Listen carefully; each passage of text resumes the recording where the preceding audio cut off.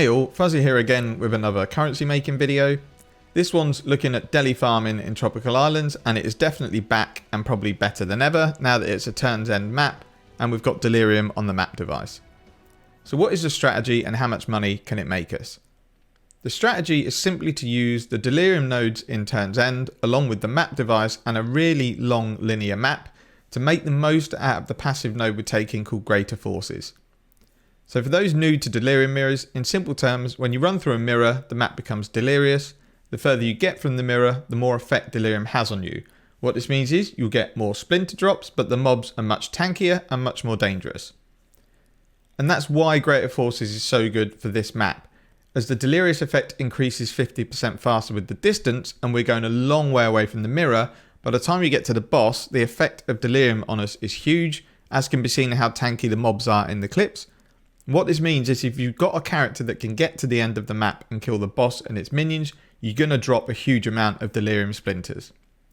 So the tests that I've been running have been really simple. We've either been running with 4 sacrifice fragments to increase quantity, or 4 really cheap scarabs such as ambush, metamorph, abyss, and then either shaper or elder. These can all be bought in bulk for 1 chaos, and they all add monsters to the map, which is why we use them. I've also tried putting Alva missions on a few of them, and it definitely adds to the splinters, but it also makes the map harder.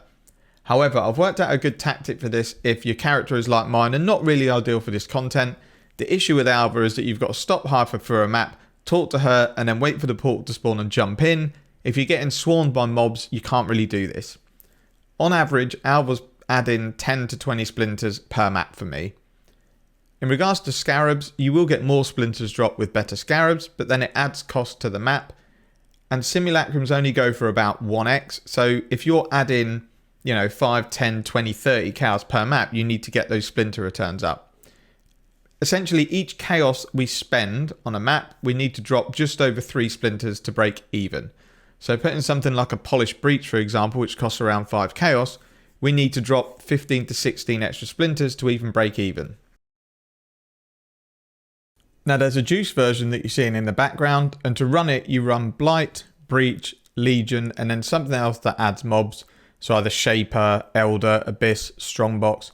All these encounters pause the timer, and sometimes in the case of strongboxes they add to it, so be careful not to outrun the fog. If you see a timer turn up and you feel you've been quick, it's likely you're ahead of the fog and not behind it and might need to backtrack.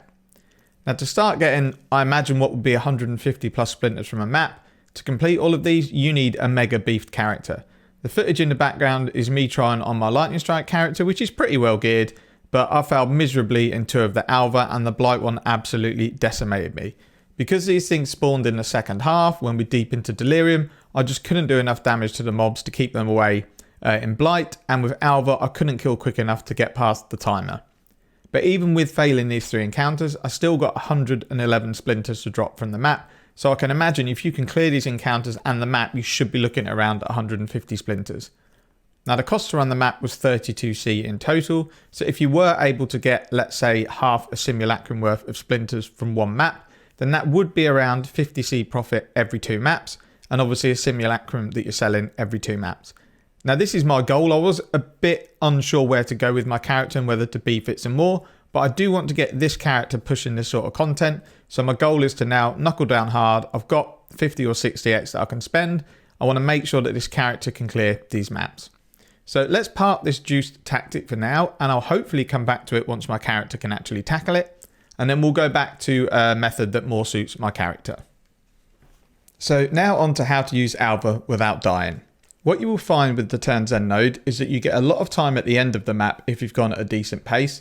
So my tactic was to complete Alva missions in the first half as I came across them, but any in the second half that were not right near the entrance, I would go back to after killing the boss if I wasn't able to get in as I was clearing the map. Sometimes you might be swarmed by 30 or 40 mobs and it's just not possible to get into Alva's temple without dying.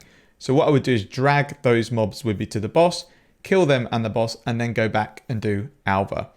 The Atlas passes we take make fog clear slower, so in most cases after killing the boss we can backtrack. And that's the reason we sort of beeline to the boss, as that's where the bulk of our splinters come from, so we have to clear this to make it profitable. Again, I'll just warn you, because the fog clears slower, you may outrun the delirium. So if that's the case, just slow down a bit and backtrack. Now these are difficult, so if you find your character can't handle it, then I'd recommend probably just not putting them on the map.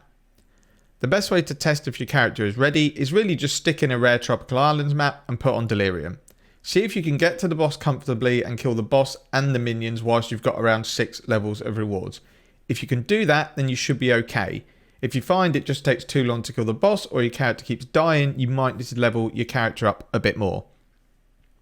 One thing I will advise if you're using this method is to run a cast on death portal, as dying and then having to start again at the beginning of the map wipes out huge chunks of your profit, as obviously the fog isn't going to be at the beginning of the map and it's going to disappear. It also means we can spend less money rolling our maps because we're not that bothered if we die, as long as we can clear the map quickly and in 6 portals. So what sort of profit is available for this sort of farming? And it is really going to be character dependent. My character's not really geared for this because he's probably got slightly on the low end of DPS to clear the maps quick enough to make it really an effective currency farming strategy. But it takes me around 6 minutes to clear a map. I would think if you had a stacked clear speed character, you could do a map in 4 minutes.